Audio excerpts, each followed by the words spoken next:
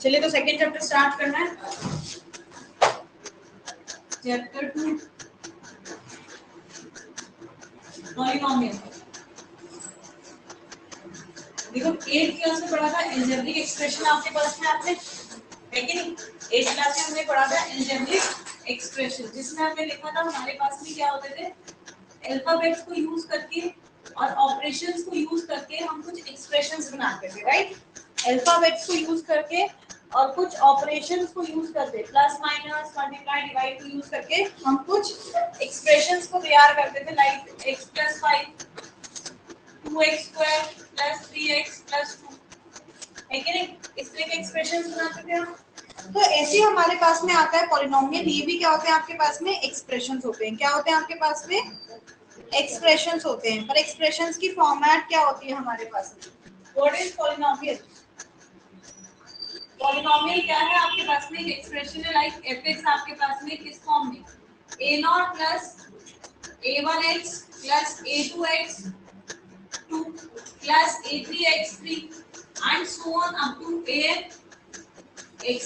जहाँ पे आपके पास में a1 a2 a3 so on an ये आपके पास में है कोफिशिएंट्स, ये आपके पास में है कोफिशिएंट्स, ये आपके पास में क्या है? कोफिशिएंट्स हमारे पास में। और a0 क्या है? a0 is constant. a0 क्या है आपके पास में? a0 आपके पास में कांस्टेंट नंबर है आपके पास में, है कि नहीं? a0 क्या है आपके पास में? कांस्टेंट नंबर है आपके पास में। x आपका वेरिएबल है, x आपका वेरिएबल है, और इस वेरिएबल की जो पावर है हमारे पास में वो नॉन नेगेटिव इंटीजर क्या है आपके पास में? Non negative integer. अब इंटीजर क्या होते हैं? मैंने आपको नंबर सिस्टम में बताया था इंटीजर्स क्या आपके पास में?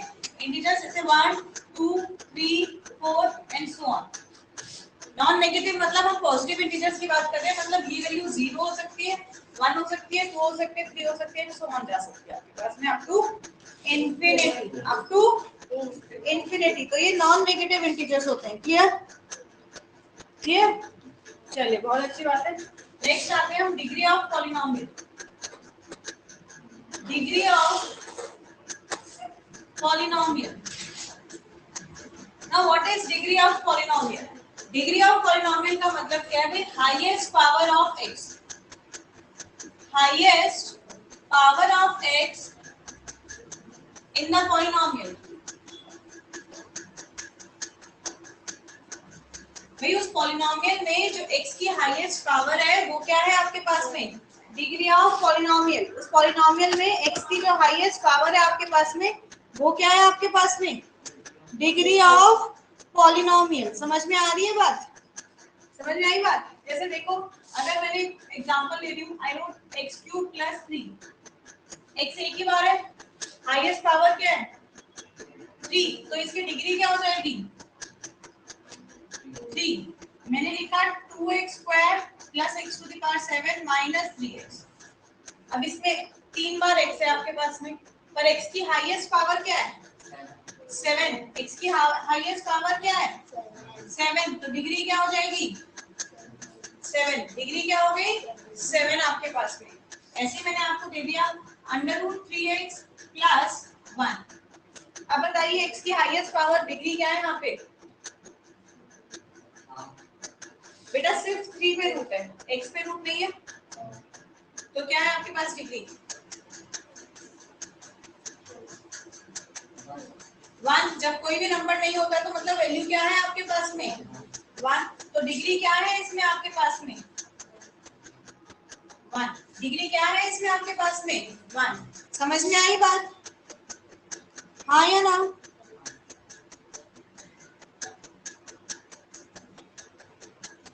तो पॉलिनोमियल के लिए आपको क्या चीज ध्यान रखनी है? एक चीज तो ध्यान रखनी है कि पॉलिनोमियल में सिर्फ एक ही वेरिएबल हो, जैसे सिर्फ x है या सिर्फ y है, आपके पास ये चीज हो। दूसरा, डिग्री जो हो वो नॉन नेगेटिव इंटीजर हो। डिग्री क्या हो आपके पास में उसकी?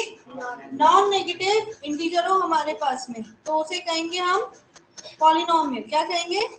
पॉलिनोमियल। तो डिग्री के बेसिस पे हम पॉलिनोमियल्स को क्लासिफाई करते हैं। क्या करते हैं? क्लासिफाई करते हैं on the basis of degree. तो types of polynomial, types of polynomial, पहला क्लासिफिकेशन हम करेंगे on the basis of degree, on the basis of degree करेंगे हम। डिग्री के बेसिस पे हम कहते हैं कि हमारे पास में पॉलिनोमियल अलग अलग है। जैसे सबसे पहले आते हैं लीनियर पॉलिनोमियल। क्या है आपके पास में? Linear polynomial. Now what is linear polynomial? Polynomial जिसकी डिग्री 1 है। लीनियर पॉलिनोमियल क्या है? पॉलिनोमियल जिसकी डिग्री 1 है आपके पास में। जैसे मैंने लिखा 2x + 5, इसकी डिग्री क्या है आपके पास में? मैंने लिखा 2x + 5, 2x + 5 की डिग्री क्या है आपके पास में? 1। 2x + 5 की डिग्री क्या है? 1। तो ये क्या है आपके पास में? Linear polynomial. क्या है आपके पास में? Linear polynomial. नेक्स्ट आता है आपके पास में quadratic polynomial. Quadratic polynomial, quadratic क्या होते हैं? जिनकी डिग्री होती है भाई 2। क्वाड्रेटिक क्या है आपके पास में? जिनकी डिग्री क्या है? 2। कोई भी पॉलिनोमियल आपके पास में जिसकी डिग्री आपके पास में 2 होती है आपके, वो होता है आपका क्वाड्रेटिक पॉलिनोमियल। तो यहाँ अगर इसकी स्टैंडर्ड फॉर्म की बात करूँ तो स्टैंडर्ड फॉर्म हो गया ax + b। स्टैंडर्ड फॉर्म हो गया ax + b, जहाँ पे a ≠ 0 होना चाहिए, क्योंकि अगर a 0 हो गया तो इसका मतलब हमारे पास सिर्फ कांस्टेंट टर्म बच जाएगी। तो a ≠ 0। क्वाड्रेटिक की स्टैंडर्ड फॉर्म बात करें ax² + bx + c, जहाँ पे a ≠ 0 हो। एग्जांपल ले लेते हैं 2x² + 3x + 1/2। क्या है आपके पास में? एक क्वाड्रेटिक पॉलिनोमियल। क्या है आपके पास में? एक क्वाड्रेटिक पॉलिनोमियल। आई बात समझ में?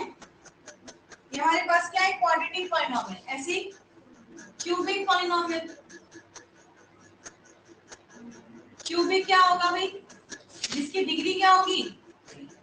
3। जिसकी डिग्री क्या होगी? 3 आपके पास में।